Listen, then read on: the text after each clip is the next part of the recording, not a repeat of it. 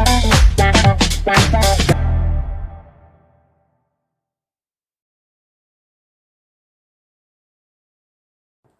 Students, motion chapter 8 part 4।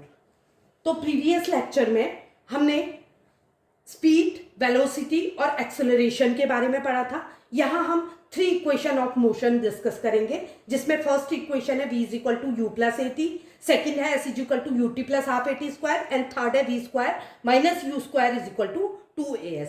तो आपको याद करनी पड़ेंगी, क्योंकि ये आपको डिराइव करनी है। तो कैसे डिराइव करेंगे? पहली इक्वेशन ऑफ मोशन ले लेती हूं मैं, जो है v is equal to you plus A t. अब इसको डिराइव करने के लिए हम क्या करेंगे? तो अभी तक हमने मोशन में क्या पढ़े? केवल 3 फॉर्मूले। उसमें भी ये हम प्रीवियस लेक्चर में स्केलर क्वांटिटी यूज करते थे।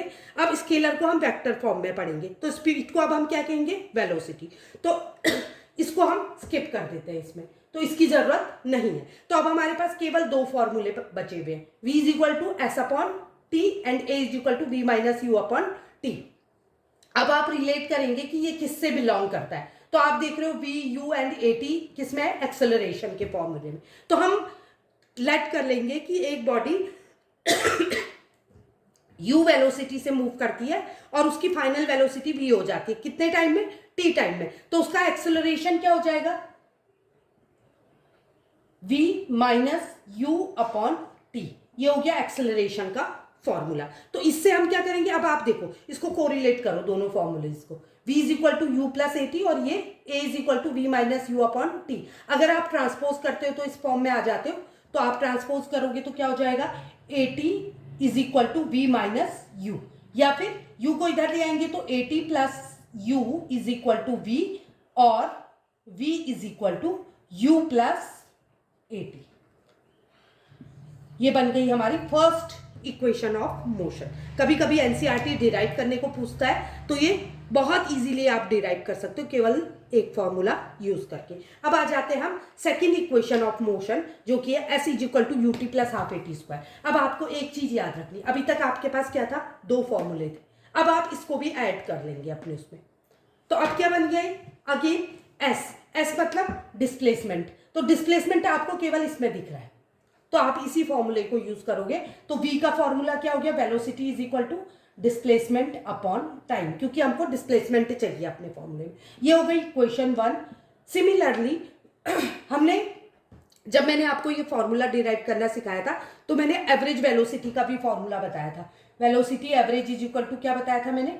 v plus u upon 2, average निकालने के लिए। क्यों? क्योंकि डिस्प्लेसमेंट क्या होते हैं? अलग अलग नहीं होते। हम d1 d2 नहीं कह सकते। डिस्टेंस तो हम क्या करते हैं? टोटल डिस्टेंस ले लेते हैं। लेकिन जब हम वेलोसिटी में एवरेज वेलोसिटी निकालते हैं तो v प्लस यू अपॉन 2 लिखते हैं। तो इन दोनों इक्वेशन से हमको क्या मिल जाता है? अगर v की वैल्यू मैं इधर रख दूं तो क्या हो जाएगी?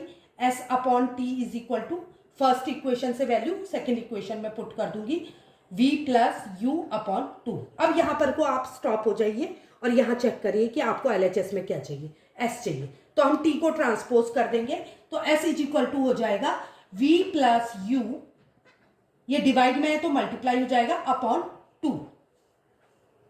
अब हमको इस फॉर्मूले में u दिखाई दे रहा है, t दिखाई दे रहा है, लेकिन v नहीं है, तो हमको v रिमूव करना पड़ेगा। तो मैंने क्या कहा था? अब आपको तीन फॉर्मूलेज पे फोकस करना है, फर्स्ट, सेकेंड एंड थर्ड। तो v वाला हमको क्या है? हमने फर्स्ट इक्वेशन ऑफ मोशन निकाली है, तो उस फर्स्ट इक्वेशन ऑफ मोशन को यहां पुट कर देंगे v की जगह।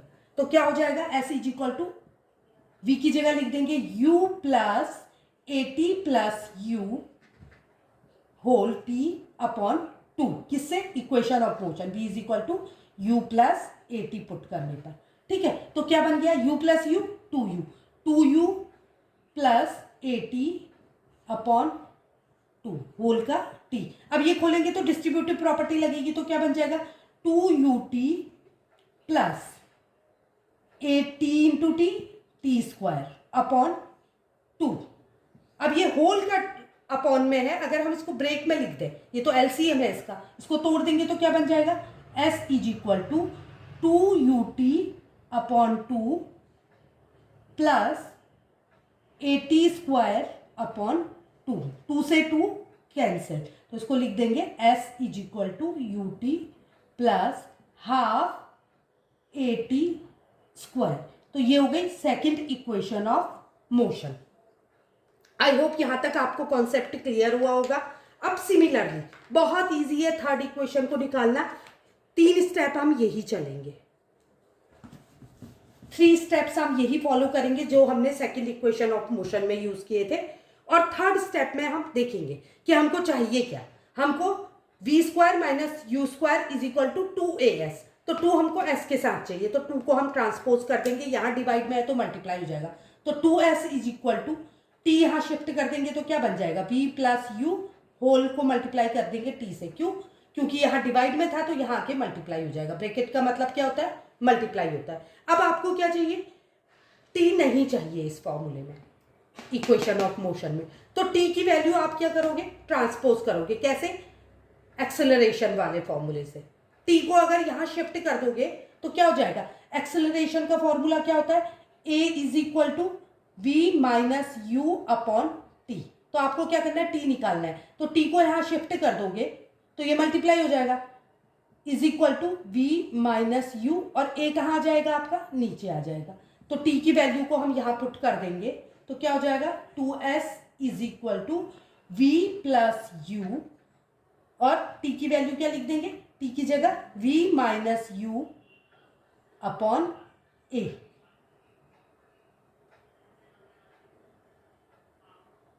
तो ये अगर अब क्योंकि हमको क्या चाहिए? 2as चाहिए, तो a को हम ट्रांसपोज कर देते हैं, ये डिवाइड में है, इधर जाके मल्टीप्लाई में चले जाएगा, तो 2as is equal to v plus u and v minus u. तो ये क्या दिख रही है आपको? आइडेंटिटी दिख रही है, a plus b a minus b क्या हो जाता है? a square minus b square. तो u 2as is equal to v square minus you square. तो ये हो गई थर्ड इक्वेशन ऑफ मोशन। तो केवल हमको अगर 2 फॉर्मूलेज पता है तो हम रेस्ट ऑफ द थिंग आराम से डिराइव कर सकते हैं। आई होप आपको वीडियो समझ आया होगा। अगर पसंद आया तो लाइक, सब्सक्राइब एंड शेयर करें। Thank you.